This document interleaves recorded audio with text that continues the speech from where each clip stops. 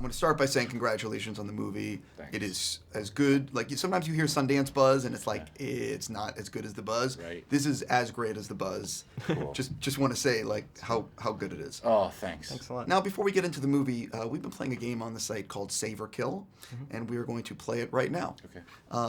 One of these things you can save. One of these is erased from existence forever. What would you like to save? It is like a personality test. Okay. A little bit. Do we answer unanimously? Or No, as you answer individually. Okay. Individual, please.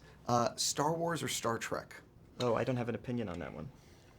Yeah, well, it's an interesting. I'm split. I think Star Wars is perhaps more fun, but Star Trek I actually took a course on, an extension course at UCLA about the cultural and social relevance of Star Trek. That Gene Roddenberry's intent about like race and things like that. So I think they're both valuable. Right, but so neither of you will answer which one. Yeah, this is the problem with the game, is that sometimes you don't feel the way about the answers. Well, then what about Game of Thrones or Breaking Bad? Goodness gracious, I've seen none of these. You know what? I haven't watched those. I haven't watched them either. Yeah, You, The Wire or Mad Men? I haven't seen I haven't an seen episode either of of those either either. of those. You are so No, that's true. I swear to God. You both haven't seen. I watch it. My finger's so far off the pulse. I watch Golden State Warriors Summer League. Yeah. I watch Golden Girls. Yeah, exactly. Yeah. In- Both players that won't be in the NBA. Both characters. Never mind. 'Cause they sometimes don't take the guys from Summer League. Right. What's the next one? I'll go with In Sync or the Backstreet Boys. I haven't watched either of those shows. Yeah, I don't know. Was that AMC? I don't know. That might be. That's Netflix, Amazon. Yeah. Right. I'm gonna make you guys answer the next one because I know. Have you played Nintendo before? Sure. You have. Yeah. Let's go with Zelda or Mario. Mario save. Zelda I never got into.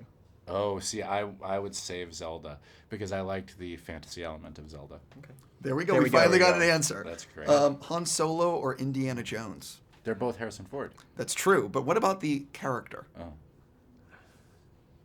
I also don't have an opinion about that. What else? Do you have any more video games or basketball? Yeah. Well, this is a question I designed for you. If you want to jump right to Yeah. it. So far they haven't. Yeah. Well, they this haven't one's had any relevance. specifically for you. Okay. It's Twilight or 50 Shades of Grey.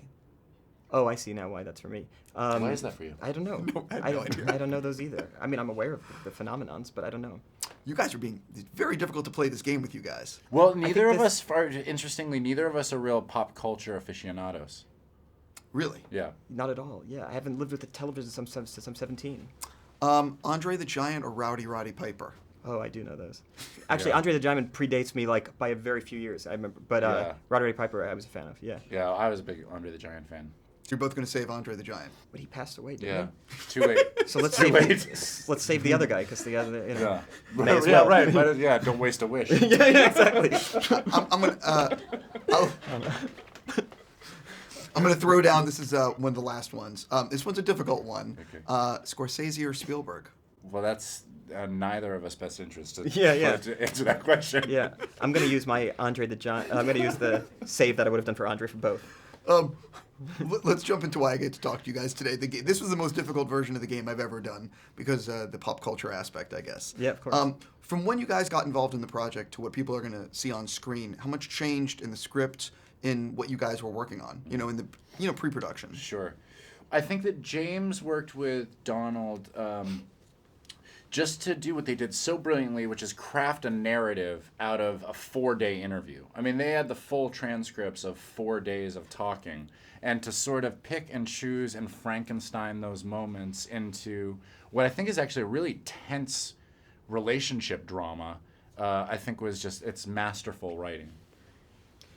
Oh yeah, and also I would say, you know, in a movie like this, very little changes because it's made by a few people, and to me, that has the potential to produce the best kind of movie because there's fewer people. There's not a movie studio. There's not investors wanting, you know, some kind of, false comeuppance for the bad guy or some kind of false resolution for the good guy. You know, it's none of those things. That's what makes this movie so special, is that it was made by a few people and comes from this very unusual source, which is a 4-day transcript. It's a transcript of a 4-day interview that my character did with his character.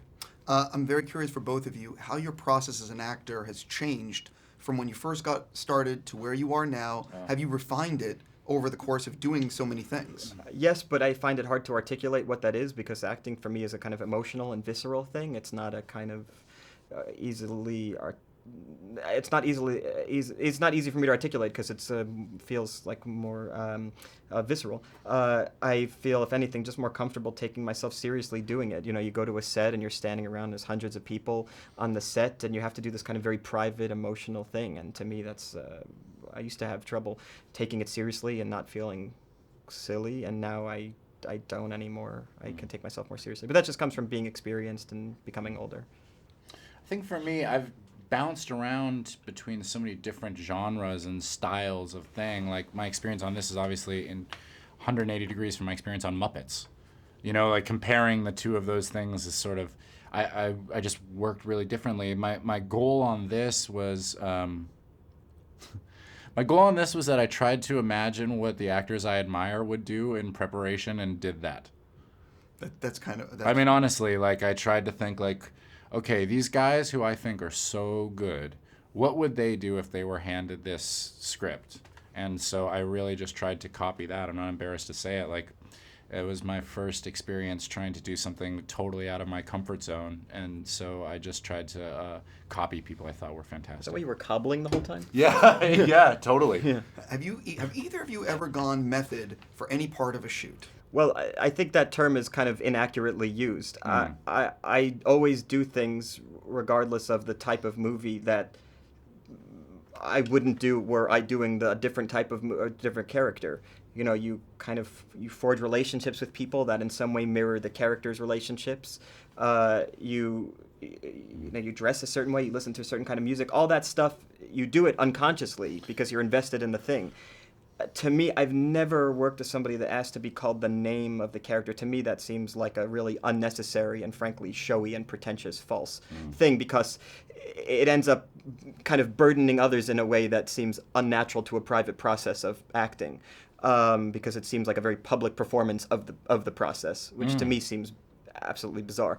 But I've also never met an actor that doesn't do, a good actor that doesn't do the things that I just described, listening to certain things or interacting with people in the way your character might. So I think that's what method maybe is. I read The Actor Prepares in high school, at the end of high school. And there was a foreword by Jack Nicholson.